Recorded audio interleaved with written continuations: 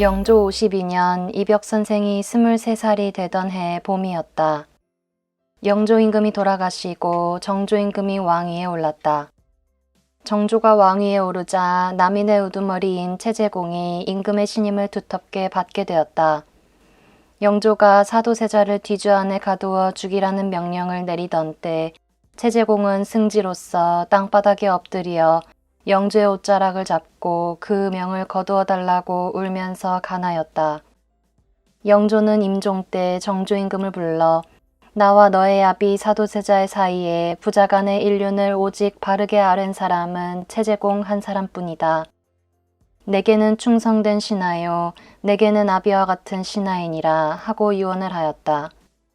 이리하여 정조는 왕위에 오른 뒤 채제공을 마치 자기 아버지를 모시듯 공경하며 대하였다. 채제공이 이처럼 임금의 신임을 받자 조정 안에는 아첨하는 신하들이 물러가고 고든 선비들이 모이는 한편 남인들이 활기를 얻었다. 이벽 선생의 집안도 남인에 속해 있었기 때문에 그의 조부도 벼슬이 더욱 높아졌다. 이 무렵 노감 선생의 문화에는 이기양의 아들 이총옥이 와서 글을 읽기 시작하였다. 그리고 멀리 충청도 예산에서 사는 이존창도 홍유안의 소개로 노감 선생 문화에 와서 글을 배웠다. 이벽 선생은 노감 선생의 문화에 모인 이윤하, 김원성, 정약전, 정약종, 정약용, 이총옥, 이존창, 권상문, 권상학 등과 사귀었다. 또 그들은 나이가 많고 그들보다 학문이 깊은 이벽 선생을 형님처럼 존경하고 따랐다. 이들은 뒷날 한 사람 한 사람이 모두 한국 천주교의 큰 기둥이 되었다. 이벽 선생이 23살 되던 해 부모님의 권유에 따라 해주정씨 부인을 아내로 맞이하고 이듬해엔 서울로 이사를 와 수표교가에서 새 살림을 시작하였다. 이벽 선생은 그동안 첫번 부인인 권씨 부인을 여의고 정신적으로 매우 방황하였다. 그러나 이제 수표교로 이사를 온 뒤로는 마음이 다소 안정이 되었다. 그동안 참으로 많은 방황을 하였구나. 내 본래 10년 동안 글을 읽기로 맹세했는데 그동안 중단이 되었다. 이제 새로이 마음을 가다듬고 다시 글을 읽어야지. 이벽 선생은 이 수표교가에 살면서부터 서양 서적들을 본격적으로 연구하기 시작하였다. 그러는 한편 서울의 유명한 선비들과도 오고 가며 사귀었다. 채제공의 양자인 채홍원을 비롯하여 이가환, 이승훈, 이헌경, 홍양호, 홍나간, 이기경, 홍낙민, 간준흠 등과도 사귀고 중인 계급에서 글을 잘하는 최필공, 최창현, 김범우 등과도 사귀었다. 그해 정산 이병유 선생의 조카 이가환이 36세로 과거에 장원급제를 하였다. 이벽 선생은 이기양과 함께 이가환을 찾아가 진심으로 급제를 축하하옵니다 하고 인사를 드렸다. 이가환은 반가이 이벽 선생의 손을 잡고 고맙네. 허나 나보다도 그대의 영민한 재질과 깊은 학문이 과거를 한번 보면 반드시 빛을 볼 터인데 어찌 생각하나. 소생은 학문에 뜻이 있을 뿐 벼슬에는 뜻이 없사옵니다. 그렇다면 선비로서 진사시험이라도 한번 보는 게 어떤가. 진사는 벼슬이 아니다.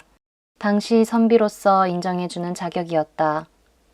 그런데 이벽 선생은 그것마저 굳이 사양하였다. 진사가 아니면 어떠합니까? 그런 형식적인 일은 성미에 맞지는 않습니다. 진사란 이름은 양반의 갓처럼 거추장스러울 뿐입니다.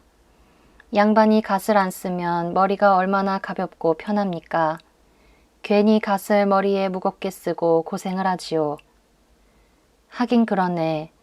방 안에 모인 사람들은 모두 너털웃음을 웃고 말았다. 이벽 선생은 이처럼 형식적인 거칠애를 싫어하였다.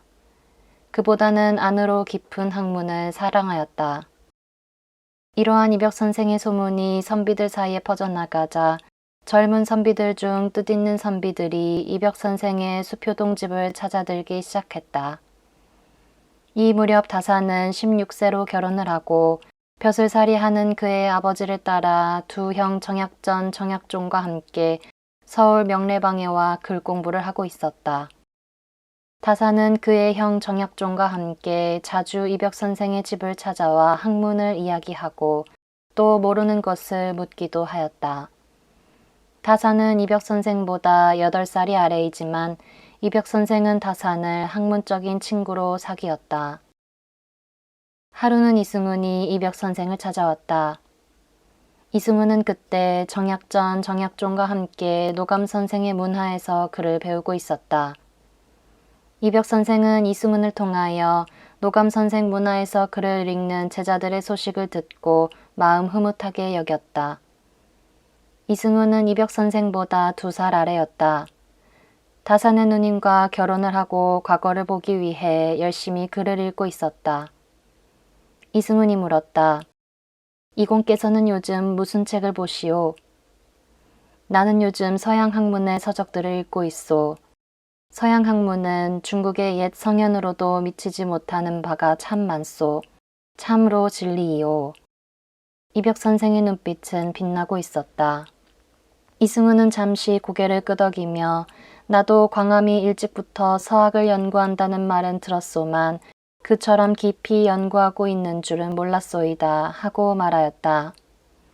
늙은 유학자들이 들으면 큰 벼락이 떨어질 것이지만 중국의 옛 성현들이 말씀한 유교의 깊은 철학을 완전하게 이해하려면 우리가 서학을 배격할 것이 아니라 오히려 서학을 깊이 연구해야 할 것 같소. 만천 생각에는 어떠하오? 나는 아직 서학의 책들을 깊이 읽어보지 않아서 잘 모르겠으나 매우 흥미를 가지고 있소. 진사시험에 합격한 뒤에 나도 서학 책들을 깊이 읽어볼 생각이오. 좋은 생각이오. 이제 보수적인 늙은 유학자들에게만 나라의 학문을 맡겨둘 수는 없소. 젊은 신진학자들에 의하여 나라의 학풍이 바뀌어져야 하오. 저기 명례방에 사는 중국어 통역관 하나가 최근 사신을 따라 중국에 다녀왔는데 중국에는 지금 서학이 한창 성행하여 젊은 선비로서 서학을 연구하지 않는 이가 없다 하오. 나는 요즘 그들이 몰래 가져온 책들을 얻어보았는데 그 훌륭함은 이루 다 말할 수가 없소. 우리나라에도 이런 실용적인 과학과 백성들의 생활에 편리한 이용후생의 실학이 일어나려면 내가 아니라도 누군가에 의하여 서학이 연구되고 받아들여져 젊은 선비들 사이에 널리 퍼져나가야 하오. 서학은 과학만 훌륭한 게 아니오. 과학보다도 천주학이 더 훌륭하오. 천주학이야말로 이제까지 중국의 성리학에서 밝히지 못한 우주의 창조와 만물의 근원을 밝힌 참다운 진리이오. 우리나라 옛 사람들이 중국에 가보는 것이 소원이라 하였소만 나야말로 중국에 가서 천주학을 배워오는 것이 소원이오. 이벽 선생의 열변에 이승훈은 완전히 동화되고 감복되었다. 그로부터 몇 달 뒤 이벽 선생은 노감 선생을 찾아뵈었다. 노감 선생과 그 제자들이 모두 반가이 맞이하였다. 인사를 드리자 노감 선생은 광암은 요즘 무슨 공부를 하고 있는가 하고 물었다. 천주시리와 영원이작을 읽었습니다. 영원이작이라면 서양 필방제 신부가 지은 책 아닌가? 그 책을 어디서 구하였는가? 사신에 따라 중국에 다녀온 중국어 역관에게서 구하였습니다. 나도 그 책을 읽어본 적이 있네. 나뿐만 아니라 이미 돌아가신 하빈 신우담 선생도 그 책을 읽고 내용을 변박하여 서학변이라는 글을 지으셨지. 서학변을 보았는가? 네, 얼마 전 그 글을 깊이 읽어보았습니다. 광암의 생각은 어떠한가? 하빈 선생은 서학변에서 서학을 잘못된 것이라고 배격하였으나 소생의 생각엔 오히려 서학의 이론이 정연한 듯하옵니다. 사실 요즘 소생은 천주시리의 영원이작을 읽으면서 성리학에 대하여 깊은 회의를 느끼고 있습니다. 사실 이벽 선생은 오래전부터 성리학에 회의를 느끼고 번민해왔다. 그러나 주자의 말이 잘못된 것이라고 누구에게도 말을 할 수가 없었다.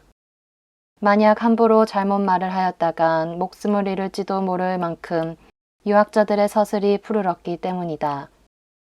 그런데 그 말을 막상 이렇게 털어놓고 보니 이벽 선생은 10년 묵은 채증이 내려가듯 가슴이 후련하기까지 하였다.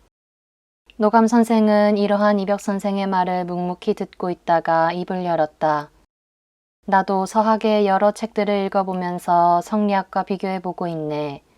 다만 한 가지, 천지만물을 창조하시고 그것을 주재하시는 분이 이 우주 안에 어딘가 계시지 않은가 하는 생각이 자꾸만 드네. 중국의 옛 경서인 시경이나 서경에 보면 하느님을 상제라 하였네. 우주 안에서 가장 높고 으뜸가는 임금을 유학에서는 상제라 표현하고 서학에서는 천주라 부르는 것이 다를 뿐이세.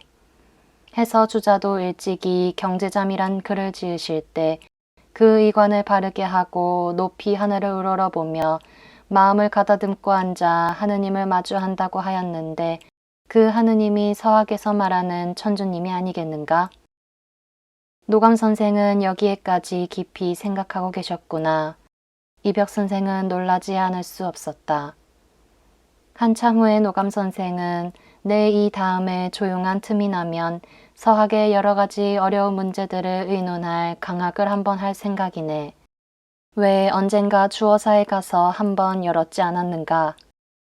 벌써 5년 전입니다. 그때 소생은 처음으로 서학 서적들을 보았습니다. 노감 선생 방에서 물러나온 이벽 선생은 이승훈에게 스승님께서 서학에 관한 강학을 하실 모양인데 그땐 만천히 내게 꼭 연락을 해주구려 하고 단단히 부탁을 하였다. 이벽 선생은 노감정사에서 며칠을 묵은 뒤 한강포에서 배를 타고 양평, 팔당, 배알미리를 거쳐 서울로 돌아왔다. 정조 3년 1779년 이벽 선생이 26살 때였다. 눈이 펑펑 쏟아지는 겨울 어느 날 이승훈으로부터 노감 선생께서 서학에 관한 강학을 하니 급히 오라는 전갈이 왔다. 해는 이미 기울고 있었고 눈이 오고 바람이 세게 불고 있었다. 이벽 선생은 떠날 차비를 하였다. 이때 부인이 건너왔다. 눈이 이렇게 오는데 어딜 가시려고요? 노감 선생께서 강학을 하신다니 내 주어사에 좀 다녀오겠소. 부인은 근신스러운 얼굴을 하며 말렸으나 이벽 선생은 안 돼요. 지금 떠나야 하오. 내 다녀올 테니 염려하지 마시오 하고 집을 나섰다. 길에는 눈이 한치쯤 쌓여 있었다. 이벽 선생은 걸음을 재촉하여 망우리 고개를 넘어섰다. 팔당에 이르러 배를 타고 한강을 건너 분원리 앞에서 내렸다. 날은 이미 저물어 마을에 희미한 불빛만 가물가물 보였다. 이벽 선생은 이제 한금리 고개를 넘어야 했다. 한금리 고개는 길이 험하고 산이 깊어서 낮에도 넘기가 힘든 곳이다. 이벽 선생은 심부름을 온 상봉이와 함께 미끄러져 넘어지며 한금리 고개를 넘어 주어사에 다다랐다. 저녁을 먹은 중들은 벌써 초저녁잠이 들어 있었다. 이벽 선생은 갓과 옷에 묻은 눈을 털고 안에 누구 있는가 하고 중을 찾았다. 이때 안에서 늙은 스님이 나오며 아니 서방님이 아니시옵니까? 어서 안으로 드시지요 하였다. 그동안 잘 계셨던가? 여기 노감 선생께서 오시지 않았는가? 낮에 오시었다가 여기서 백일불공을 드리느라 마을에 부인네들이 많이 와 계시어서 시끄럽다고 하시며 저 앵자봉 고개 넘어 천지남으로 가셨는데요. 이렇게 말하며 스님은 합장을 하였다. 그렇다면 천지남으로 길을 안내할 장정 한 사람을 내어주게. 눈도 오고 날이 저물었으니 여기서 묵으시고 내일 떠나시지요. 아닐세 이 밤으로 가야 하네. 스님은 절에서 심부름을 하는 뎁뜨기를 불러왔다. 서방님께서 천지남에 가신다고 하니 내가 길을 좀 안내해드려라. 스님은 말하였다. 이벽 선생은 뎁뜨기와 삼봉이를 앞세우고 앵자봉 고개를 오르기 시작하였다. 앵자봉 고개는 한금리 고갯보다 몇 갑절 높고 험하다. 길도 사람들이 그다지 다니지 않아서 갈대와 가시덤불로 얽혀 있고 길 옆에는 호랑이 굴들이 많이 있었다. 눈 속에 발은 푹푹 빠지고 갈대와 가시덤불에 쭉쭉 긁혀 나갔다. 이벽 선생은 속으로 생각하였다. 이것은 천주님께서 내 마음을 시험해 보시기 위하여 나에게 내려주신 시련이다. 이만한 열의와 성의가 없고서야 앞으로 어찌 더 큰 시련을 극복하겠는가. 그때였다. 산천이 쩌렁쩌렁 울리는 범의 소리가 바로 앞에서 들렸다. 뎁뜨기와 삼봉이는 숨을 죽이며 서방님, 코 큰 놈이어요 하며 발을 멈추었다. 눈을 들어보니 범 2마리가 눈에 퍼런 불을 켜고 길을 막고 서 있었다. 뎁뜨기와 삼봉이는 서방님, 더는 못 가겠어요 하고 뒤로 물러섰다. 이벽 선생도 몸에 소름이 쭉 끼치며 머리끝이 하늘로 쭈뼛 솟아올랐다. 그러나 이벽 선생은 천주님을 부르며 다시 마음을 가다듬었다. 아니다. 저렇게 2눈에 퍼렇게 불을 켠 놈은 사람을 해치지 않는 법이다. 오히려 다른 짐승의 침노를 막고 우리의 길을 안내하기 위해서 천주님께서 보내신 것이다. 너희들이 무서우면 내가 앞장을 서마. 이벽 선생이 앞서 걷자 길을 막고 섰던 범도 일어나 어디론가 사라져버렸다. 서방님, 아까 산신령이 아니라 천주님이라고 하셨죠? 그렇다. 천주님께서 보내신 것이다. 산신령은 미신이다. 없는 것이다. 허면 천주님이 뭔데요? 하늘과 땅, 사람과 짐승, 산천초목을 태어나게 하신 가장 높으신 하느님이시다. 부처님도 천주님께서 태어나게 하신 사람이다. 그러니까 천주님은 부처님보다도 공자님보다도 더 높으신 분이시다. 그제야 뎁뜨기는 이해가 간다는 듯 고개를 끄덕였다. 고갯마루를 거의 올라왔을 때였다. 어디론가 사라졌던 범 2마리가 또 나타나 눈에 불을 켜고 앉아 있었다.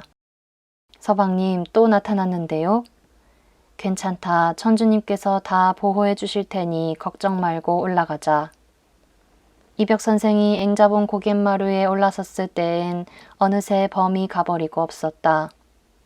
이러기를 몇 차례 거듭하며 고개 중턱쯤 내려왔을 때 범들은 또 한 번 산천이 쩌렁쩌렁하게 울더니만 어디론가 가버리곤 다시는 나타나지 않았다. 천지남 가까이 당도하여 삼봉이가 말하였다. 아까는 범 때문에 무서워서 말도 참아 못하였지만 서방님은 범보다도 더 무서운 분이셔요. 이놈아, 범이 뭐가 그리 무서우냐? 가장 무서운 분은 천주님이신 것이다. 하고 이벽 선생은 껄껄 웃었다. 이벽 선생이 천지남에 닿은 것은 밤이 꽤 이슥히 깊은 뒤였다. 이벽 선생이 들어서자 모두들 깜짝 놀랐고 또 반가이 맞이하였다. 누구보다도 노감 선생께서 기뻐하셨다. 거기에는 이승훈, 김원성, 정약전, 정약종, 이총억, 권상문, 권상학 등이 모여 있었다. 노감 선생은 제자들에게 말했다. 이번 강학회에서는 그동안 글을 읽으며 이해하기가 어려웠던 문제들을 내놓고 서로 토론하여 그 뜻을 밝히는 것이 목적이다.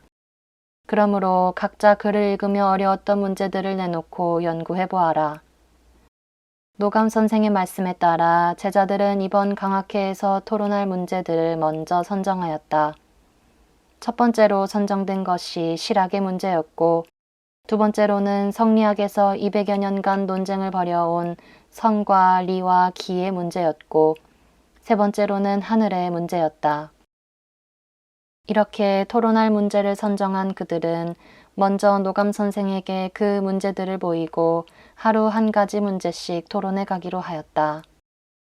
이벽 선생을 비롯한 여러 제자들은 노감 선생을 중심으로 빙 둘러 앉았다. 나이가 가장 많은 권일신이 사회자가 되어 토론은 시작되었다. 우리나라의 실학은 대략 3가지로 나눌 수 있다. 그동안 부패되고 모순이 많은 정치제도와 사회제도를 개혁하자는 경세치용의 사상과 과학적인 기계를 창조하며 실생활을 과학화하여야 한다는 이용후생의 사상과 학문의 과학적인 고증을 주로 하여야 한다는 실사고시의 사상입니다. 이러한 3가지 문제를 그들은 모두 깊이 논의하기 시작하였다. 토론이 끝날 무렵에 이벽 선생이 말했다. 이제까지 여러분께서 주장하신 정치제도의 개혁이나 이용후생, 실사구시의 사상은 서양 여러 나라에서는 이미 오래전부터 이루어진 일들입니다. 우리나라에서도 수백 년 동안 내려온 유교의 올가미를 하루빨리 벗어버리고 서양의 학문을 받아들여 생활을 과학적으로 개선하는 것이 백성이 잘 살 수 있는 바른 길인 것입니다.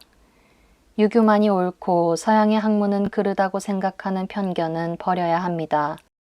실생활에 유용한 학문은 그것이 비록 서양의 것일지라도 받아들여야 옳은 것입니다. 이것이 참다운 실학의 뜻인 것입니다. 이벽 선생이 이렇게 말하자 모든 사람들은 말없이 고개를 끄덕였고 노감 선생께서도 옳다고 하였다.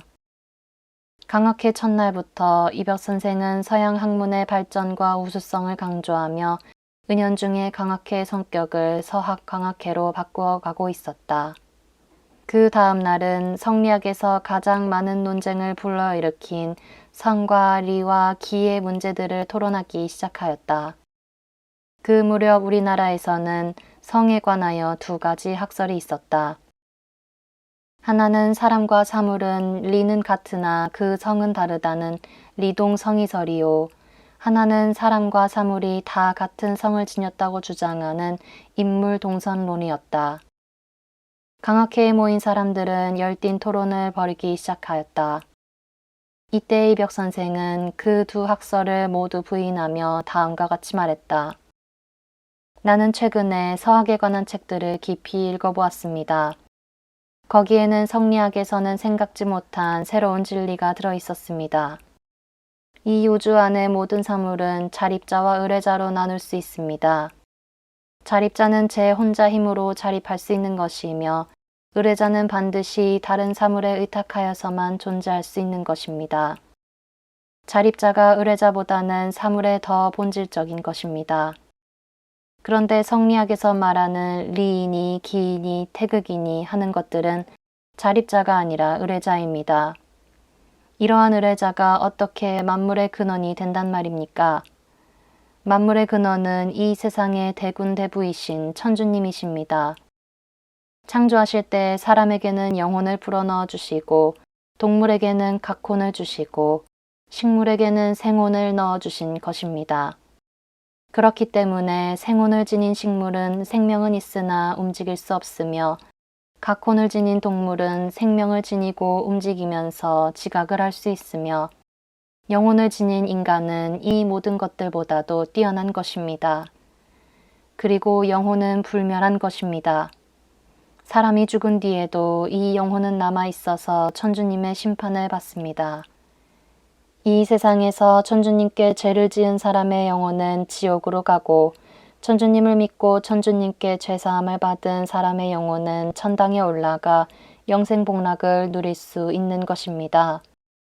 지금 여러분이 이 천주시리와 칠극, 직방외기, 성교명증 등을 읽어보신다면 성리학에서 말하는 리동성이설이나 인물동성론이 얼마나 잘못된 것이며 허황된 것인가를 알 수 있을 것이며 또 천주학이 얼마나 아름다운 진리인가 알 수 있을 것입니다.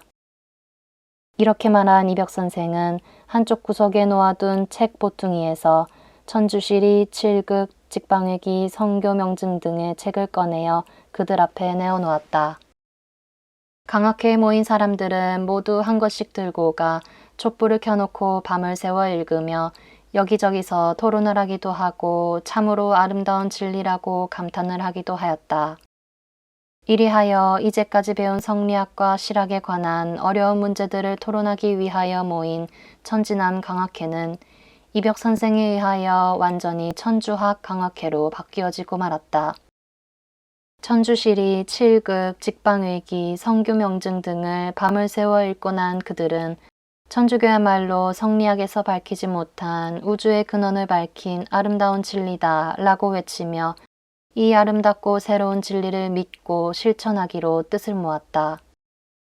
그리하여 그들은 십계명을 지키고 교만하고 오만함과 남을 시기하고 질투하는 것과 인색한 것과 분노와 기름진 음식에 미혹되는 것과 여자에게 미혹되는 것과 게으름 등 7가지 죄를 아름다운 덕으로 극복하고 7일, 14일, 21일, 28일을 주일로 정하고 그 날은 모든 일을 쉬고 오직 천주님만을 생각하며 묵상과 기도로 보내고 또 육식을 금하기로 하였다. 이제까지 학문적으로 연구해 오던 서양의 천주교가 이처럼 이벽 선생에 의하여 비로소 천진한 강학회에서 신앙의 씨앗으로 이 땅에 떨어지게 되었다. 이 신앙의 씨앗은 그 뒤로 모진 박해에도 불구하고 많은 순교자들이 피를 흘리며 가꾸고 보호하여 마침내 오늘날과 같은 찬란한 한국의 천주교회로 자라난 것이다. 천진남 강학회의 토론은 10여일간 계속되었다. 토론이 끝나갈 무렵 이벽 선생이 말했다. 이제까지 우리가 10여일을 두고 토론을 벌인 결과 우리는 천주교가 성리학보다 우주 창조의 근원을 근본적으로 밝힌 깊은 진리임을 알았습니다. 이 아름다운 진리를 우리만 알고 다른 사람에게 전하지 않는다면 그것은 천주님께 죄를 짓는 것입니다. 잠을 자는 성리학자들을 일깨워 눈을 뜨게 하고 어리석은 백성들에게 널리 전하여야 할 것입니다. 스승님께서는 어찌 생각하시는지요? 이벽 선생을 비롯한 모든 제자들의 눈길은 노감 선생에게로 쏠렸다. 눈을 지그시 감고 이벽 선생의 말을 듣고 계시던 노감 선생은 말없이 고개를 끄덕였다. 제자들의 눈에는 기쁨의 빛이 감돌았다. 그러나 홀로 서학을 반대하는 김원성은 이맛살을 찌푸렸다. 이벽 선생은 김원성을 힐끔 쳐다본 뒤 다시 말하였다. 십계명은 천주님의 사랑을 실천하는 가장 큰 가르침입니다. 우리가 마음속에 십계명을 지키며 천주님을 신앙해야 할 것입니다. 그리고 7일마다 주의를 지켜야 할 것입니다. 이때 정약전이 말하였다. 우리가 이 천진함에서 스승님을 모시고 서학에 관한 여러 가지 문제들을 논했습니다. 이제 천주님의 밝은 진리를 바늘기만큼이라도 알게 됐으니 각자 깨달은 바를 노래로 한 편씩 지어봅시다. 그거 좋은 생각이요. 허나 한문으로 지으면 한문을 모르는 사람들이 읽지를 못할 테니 우리 글로 지어 한문을 모르는 사람들에게도 널리 퍼지도록 하는 것이 좋을 것이요. 이벽 선생이 이렇게 말하였다. 이승우는 벌써 저쪽에 가서 한 시를 짓고 있었고 정약종, 권상학, 이충옥 등은 셋이 함께 모여 글을 짓고 있었다. 이벽 선생이 맨 먼저 천주공경가를 지었다. 모두 모이자 큰 소리로 읽었다. 어와 세상 번님네야 이내 말씀 들어보소. 집안에는 어른 있고 나라에는 임금 있네. 내 몸에는 영혼 있고 하늘에는 천주 있네. 부모에게 효도하고 임금에는 충성하네. 삼강오륜 지켜가자 천주공경 으뜸일세. 이벽 선생이 읽는 것을 마치자 노감 선생은 빙긋 웃으며 이 강학회에서 토론한 내용이 이 글 속에 모두 들어있구먼. 어디 다른 글을 내어보게. 정약종이 십계명가를 지어 읽었다. 노감 선생은 아무리 글을 모르는 어리석은 사람일지라도 이 노래만 외우면 십계명의 뜻을 환히 알겠구나 하고 말했다. 천진남 강학회가 끝난 뒤 이벽 선생은 집으로 돌아왔다. 천진남 강학회는 불과 10여일밖에 계속되지 않았지만 이벽 선생을 비롯하여 거기에 참석한 사람들의 마음속에 천주님에 대한 신앙심을 더욱 굳게 하였다. 그 이듬해 1780년 봄 이벽 선생의 아우 이석이 22살의 젊은 나이로 무과에 급제하여 온 마을이 기쁨에 쌓였다. 얼마 되지 않아 또 이승훈이 24세로 진사시험에 급제하였다는 소식이 들려왔다. 이벽 선생은 자신이 합격한 것처럼 기뻤다. 수표동에 살면서 이벽 선생은 하루 종일 글만을 읽었다. 그날 밤 이벽 선생은 저녁상을 받자 밥상머리에 앉은 아내에게 말하였다. 부인, 만천이 글쎄 진사에 급제를 하였다는구려. 참으로 기쁜 일이요. 그러자 정씨 부인은 말하였다. 남들은 다 그렇게 벼슬길에 나가시는데 서방님께서는 장차 어찌 하시려는지요. 소견 좁은 아녀자로서 아뢰옵기 황송한 말씀입니다만 남자가 세상에 태어나 벼슬길에 나가서 크게는 나라를 다스리고 작게는 집안을 다스리는 것이 옳은 일이온데 서방님께서는 날마다 방 안에서 글만을 읽으시고 과거 보실 생각은 아니하시니 답답하옵니다. 이벽 선생은 아내에게 그러한 현실적 욕망을 만족시켜주지 못하는 것이 미안하였다. 부인, 참으로 미안하오. 하지만 나는 과거는 안 볼 생각이오. 과거를 보고 벼슬길에 나가서 나라를 다스리는 일은 작은 일이오. 지금 중국에는 서양의 학문과 천주학이라는 새로운 종교가 들어와 한창 번창을 하고 있소. 나는 이 서양의 천주학을 받아들여 우리나라의 어리석은 백성들에게 영혼의 눈을 뜨게 일깨워주고 또 서양의 새로운 과학사상을 받아들여 그것을 생활에 이용하는 이용후생의 학문을 널리 펼 생각이오. 부인께서는 고생이 많고 괴로운 일이 많겠지만 나의 뜻을 이해하고 참고 도와주시길 바라오. 이벽 선생의 말을 조용히 듣고 있던 정씨 부인은 이제 서방님의 높은 뜻을 조금 알 듯 하옵니다. 저의 좁은 소견을 꾸짖지 마시고 부디 서방님의 높은 뜻을 펴십시오 하고 말하였다. 이벽 선생은 저녁상을 물린 뒤 정씨 부인에게 천주교와 서양 학문에 관하여 여러 가지로 설명을 하고 십계명을 한글로 번역하여 써주었다. 정씨 부인은 현숙하였다. 이것을 다 읽어본 뒤 서양의 학문과 천주교는 참으로 훌륭한 진리옵니다. 저도 서방님의 높은 뜻을 따라 천주교를 신앙하며 십계명을 지킬 것이옵니다. 저는 한문을 잘 모르오니 그 책들을 우리말로 번역하여 주시면 열심히 읽어서 그르침이 없게 하겠사옵니다 하고 말하였다.